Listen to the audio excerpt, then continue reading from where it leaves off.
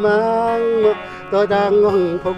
Tôi chào anh. Ok, nó ngoan. Đấy, rồi, coi như bên ghê luôn.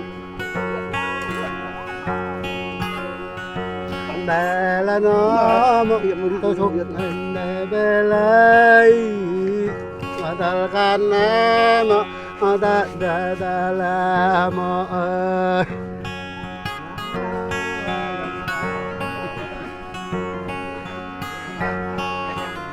Cầm phải tôi hỏi là mà có giấc lắm này từng ghê đó mà chế bộ lên nào mà ơi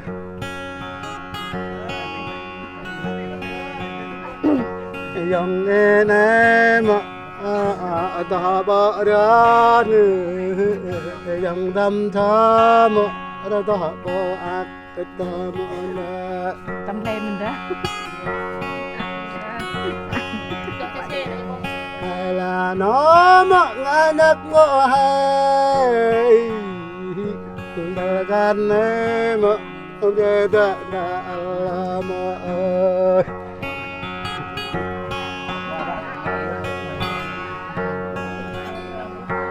nghe tôi nó mà trong bộ kể lời nó mà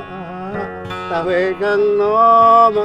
sợ đông yang ta là mà ơi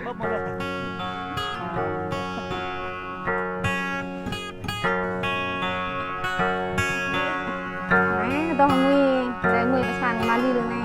có tôi ơi ya pap nhảy với cái có tôi nhá lại có chật tôi mình tôi bằng lái lái nhá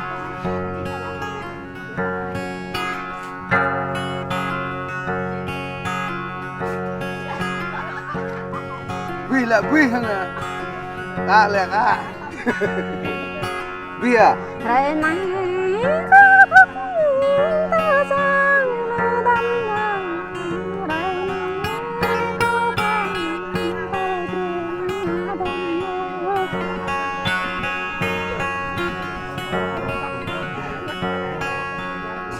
rồi có bên bạc măng mưa đâm con bạc mến to bầm đỏ măng là đâm là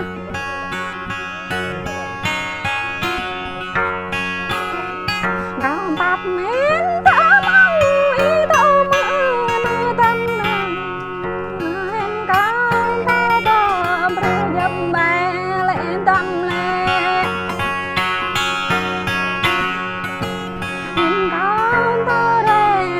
dập dàng lên tâm lên rã lâm có các mượn thang phò ta tâm mà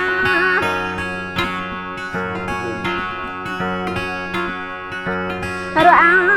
lâm có các mượn thao lên ta tâm mà rã lâm ta các mượn ta nhập ta tâm ơi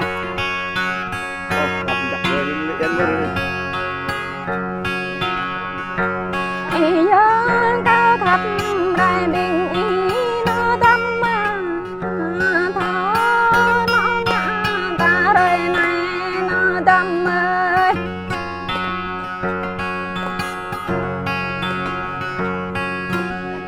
đời này giữa mình ta mã đây tung đình đời này giữa mình ta dừng đây tung bạc nó tâm mà Đâu. đời này gió ta bắt đời tung mẹ ta nơi đâm ơi đâm có giàu bình là đâm ơi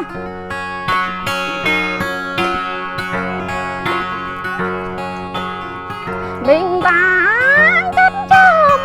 dạ đây nơi đâm mà bình ta vu ai ơi dạ nó nơi đâm mà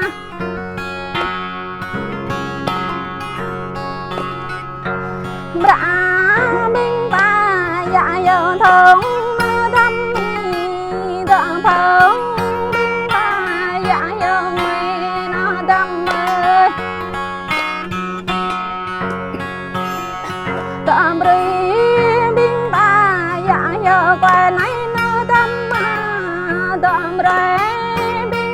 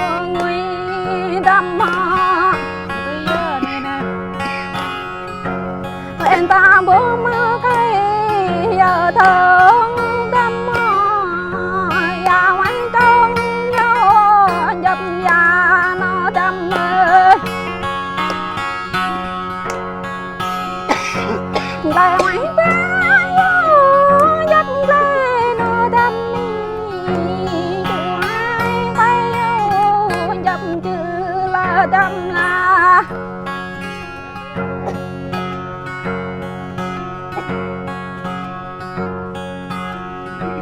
dẫu tôi đây này nơi đâm cả trâu bỡ sang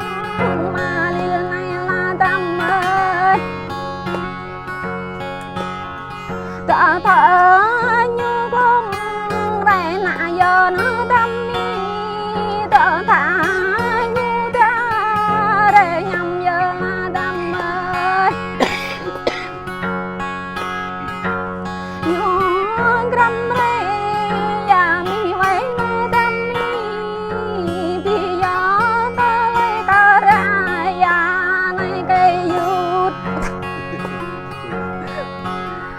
thầy à cậu ta lại có chút câu mình ta thuộc một loại mà hay là tục hay hôm nay năng cái là ghi lại mới làm năng cái bây giờ năng mới lại năng cái năng phải đi à tục hay tổ tục bảy đúng vậy tầm cho tóc ký không cho tầm ký tầm nghe cái họ cái người ta đi họ đắp mò đi hóa nắng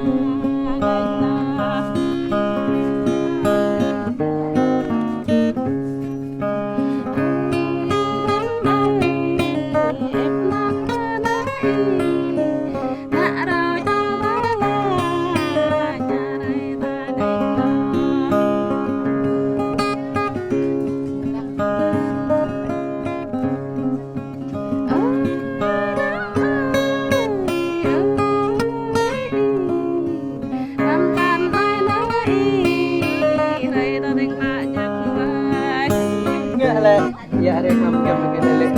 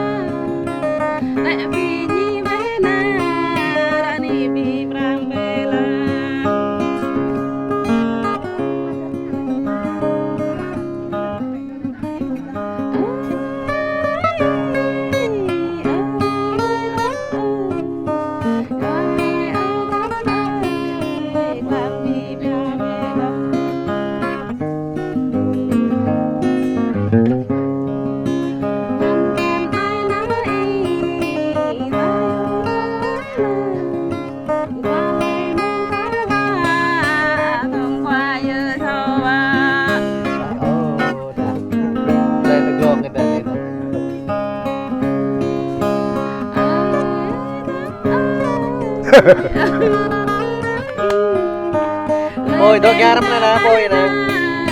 Palay teunan bena tatahnya.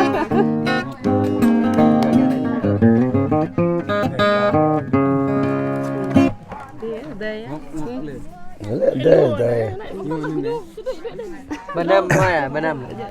Benam. Đây nó vậy hư ngan đấy. Nha là benam.